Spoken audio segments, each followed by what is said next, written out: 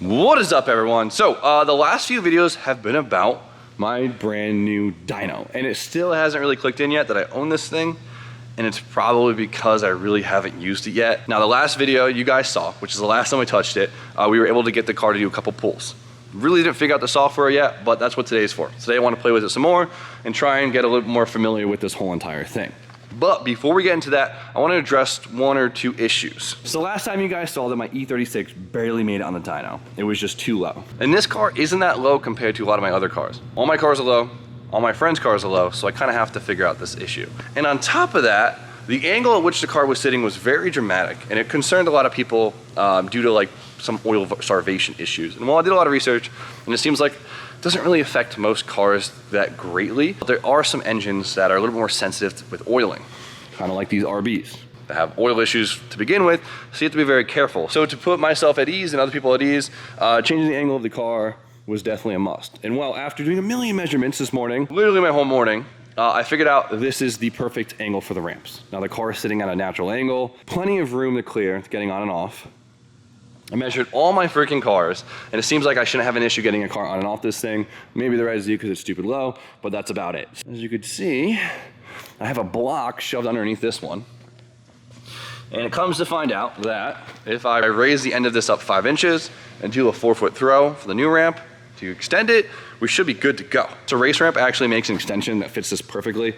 Ordered it up, but who knows when it's gonna show up. It'll probably take weeks. So today, we're gonna start off by making something to allow us to get some cars on and off in the next couple weeks so we could, well, use this thing. First piece of the puzzle is we gotta make a pedestal for the end of the ramp to actually sit on. So I got this 4x6x8, and we're gonna use this to do just such.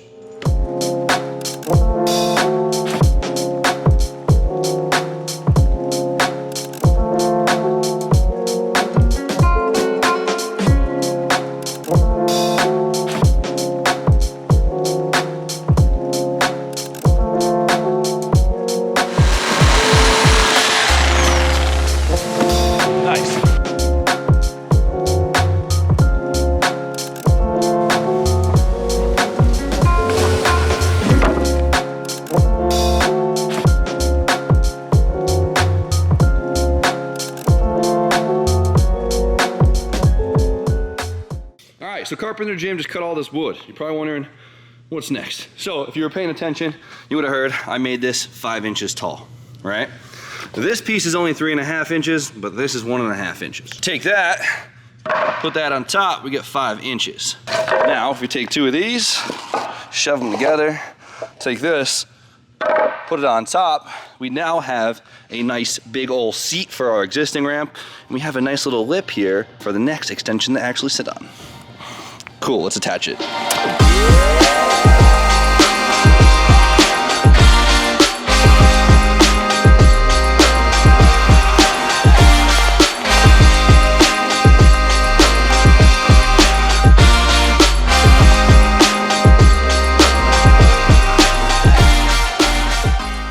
All right, so these things actually look pretty damn legit. It looks better than I thought. I'm actually really happy with these. So now you're probably screaming at your monitor right now or commenting or whatever, Jimmy, it's not that strong right there, it's super thin. Yes, as you can see, the thickness of the metal is back there, so it's rated for 5,000 pounds a ramp at the thicker piece of the metal. I guarantee you right here, it's still rated to carry more than 2,000 pounds per ramp, so I'm not really worried about it at all, but I will make another pedestal to put farther back, just so we have, you know, no questioning that at all, and it'll probably make it a little bit more stable. What I do want to do next is actually drill a hole in each corner to screw this down so it's attached to this. But the best part about this is look how good this ended up working out. If we take this, put this there, put this here, look at that. Beautiful.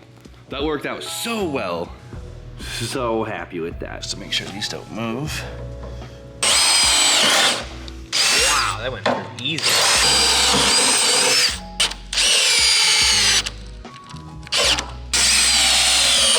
Boom.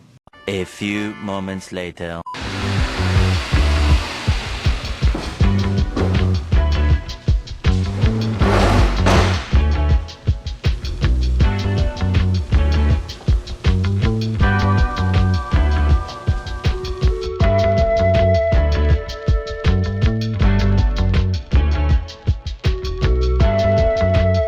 What are you doing? Can you hold my wood? Yeah. That wood? What wood? How many hands can we get on your wood? See, Ann knows. Carpenter Jim's out and about. I like the glasses.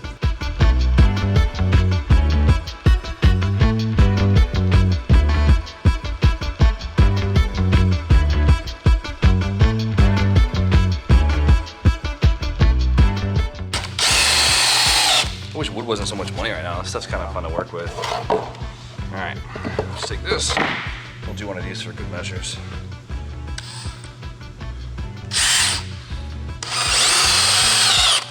Are you saying you want to get into woodworking? It's kind of fun. You Yeah. can make some pretty cool things out of wood pretty quick. And it's not as annoying to cut as metal. So these, boom. I need a shim, it's all right. See? Look at that, 5K rated. Nice, right? It is nice. Let's preset this.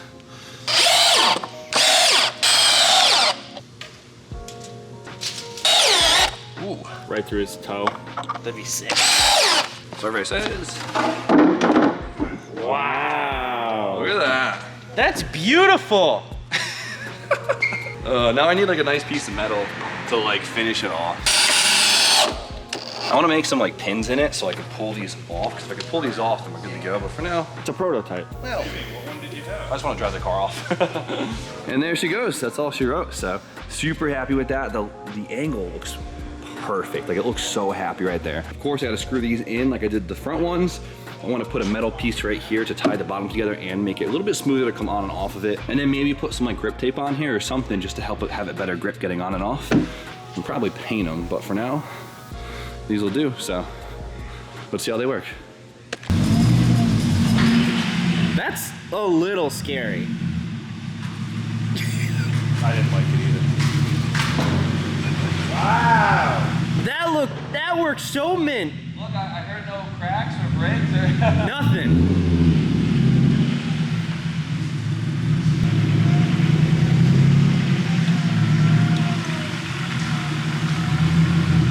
Yeah, that looks real low car friendly. It sinks in the roller's pretty deep, but not bad. And if you want, you could just jump like a K-truck out the door. Everybody wants to see that. Literally everybody. Yeah.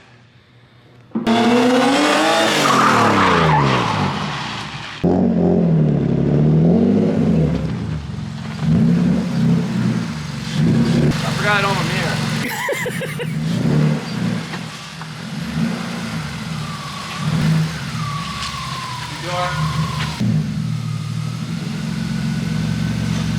All right, so it's time to pull the E30 on. I want to use this car because it's like the only NA car we have here. It makes the least amount of power, so we're not kind of like overdoing it if we do something out of the dyno. And it does kind of need a retune. It's just really loud, and the only thing I'm worried about is we do have 16s on here, which will be one of the smallest wheels on the dyno. I'm scared it might sink in the dyno too much, and then the exhaust is going to whack the dyno. Yeah. So if I whack the dyno with the exhaust, so be it. It's probably going to happen eventually anyway. First so. scrape out of the way. Yeah. We'll see how it goes.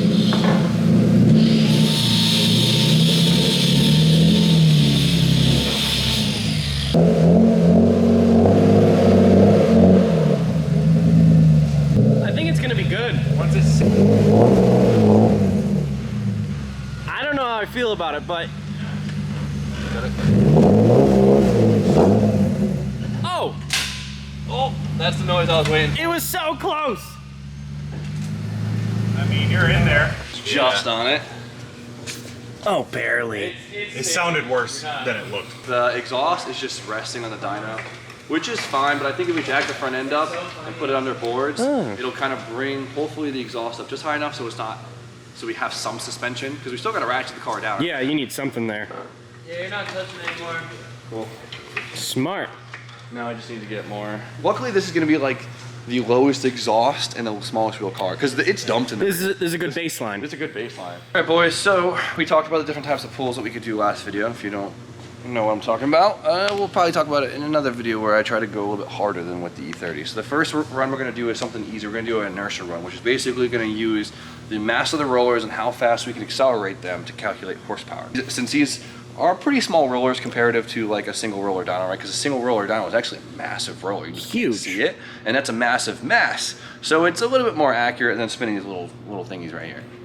So what we can do though, since I have my fancy little eddy brake, we could put a load against these rollers and trick it into almost making the ceiling that has more mass, right? Ooh. And this time we're going to use the dyno wideband because it's all hooked up. So let's see. Wow, huh? It's got to warm up first. So cool. This is all cool stuff.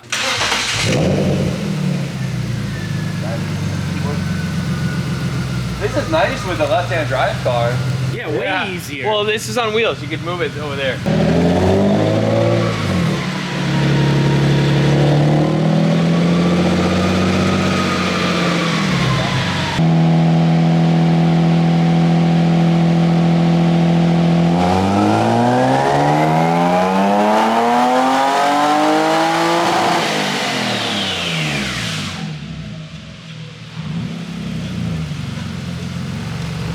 Spot on.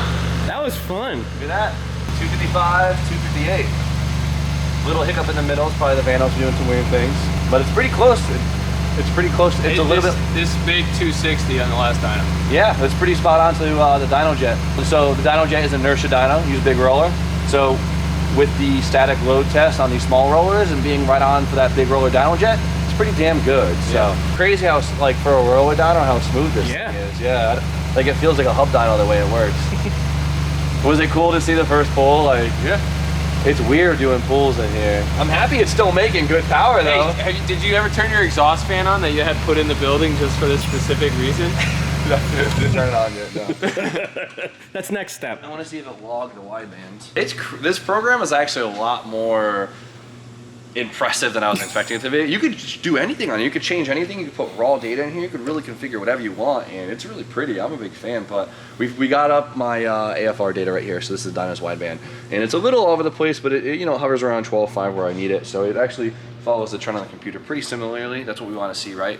Sometimes, obviously, there's going to be some discrepancies between tailpipe and like the downpipe area. Right. Especially on this car, probably not too much. When you have like a bigger power car, you get like back pressure issues and stuff that like affect it. But I'm happy we have the Dyno wideband. So if you come over here too, we get like a lot of table data, a lot of raw data right here, and it does it by 50 RPM increments right here. So you can see how much power it makes at 2,400 RPMs. I make 92 horsepower.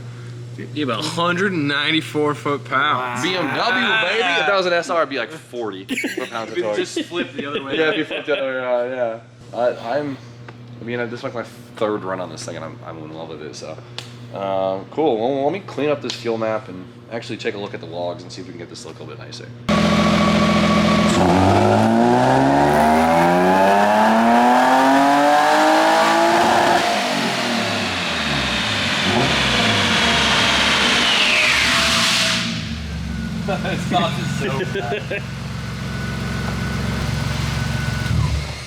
Alright, that run was real cool. I don't think the Vanos is working. We made a little less. It's probably because the engine bay is heat soaked because we're not using a fan right now. Makes sense. We just did a third pull, and every time, no matter what I did, couldn't get it to not lean out up top. So I'm starting to think that we have reached a duty cycle on these injectors. I mean, it's making 260 horsepower, 22 pound injectors. It makes sense. So if we look at the duty cycle, it might tell us something. So, what are you guessing for duty cycle, Bri? 110, 120. Duty cycle is 100%. 100%. 100%. I mean, 100% means the injector's I know. literally staying open the entire pull, like the entire intake stroke, essentially. It looks like we have to step up injectors, but easy peasy. Besides that, it actually looks pretty healthy. So right now, I feel like I'm more testing and tuning the dyno than I am testing tuning the car, but at the same time, I get to learn something. So just being able to have like, this is just such a good tool. Like, I love this thing. So we got a lot to learn, but. Well, hands-on is the best kind of experience. So. Yeah, right. So I might need to put the camera down, do a couple more pulls, try a couple things, probably fail at a bunch of them, but Sit here, have a bottle of wine with your dyno. dude, if I get Candles. dude, get me a candle, turn the lights half off, get me some cheese and some wine. 2,000 thread count sheets. All right. I'll be here all night doing my thing on this dyno.